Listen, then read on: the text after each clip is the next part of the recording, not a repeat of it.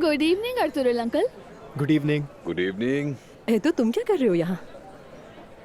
मैंने सोचा आज रात बेटी के साथ वक्त गुजारूं। तुम्हें भी हमारी आदत हो गई है। हाँ बिल्कुल। बहुत शुक्रिया।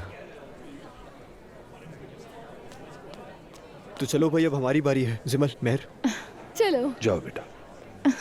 आओ। मेरा ख्याल है तुम मेहर को अकेले नहीं भेजना चाह रहे थे, हाँ कुछ ऐसा ही है।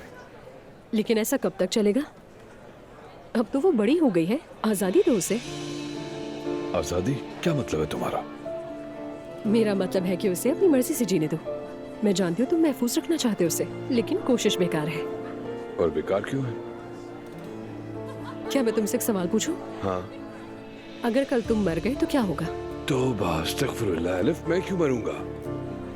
मेहर रोएगी और अफसोस करेगी, और उसके बाद मैं बताती हूँ तुम्हें उसके बाद क्या होगा। वो सबसे पहले किसी ऐसे आदमी से मोहब्बत कर बैठेगी जो उसके लिए गलत साबित होगा। खौफ के मारे वो उस रिश्ते से निकल नहीं पाएगी, इसीलिए तुम उस पर कोई एहसान नहीं कर रहे। मैंने कभी जाविर से तो सोचा ही नहीं था। हाँ, तो क्या तुम खुद को होशियार समझते हो? जिंदगी का कुछ पता नहीं कल क्या हो जाए। उसे सीखने दो, ताकि अगर वो गलती करे भी तो तुम्हारे होते हुए करे, वरना बाद में वो ऐसी होगी जैसे मछली पानी के बगैर। तुम इस तरह की बातें कर रही हो तो मैं कल अपना मुकम्मल चेकअप करवाने वाला हूँ। मैं जानती हूँ मेरी बातें थोड़ी सख्त है, मगर तुम्हें इस हवाले से लाजमी सोचना चाहिए। मैं सोचूंगा, जरूर सोचूंगा। हाँ, लेकिन अभी एकदम से उसे इतनी आज़ादी नहीं दे देना, ठीक है ना? आहिस्ता आहिस्ता कहना, समझ जाएगी वो।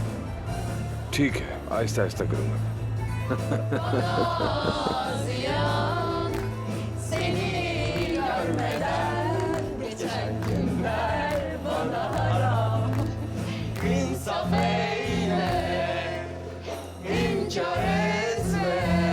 सब मिलकर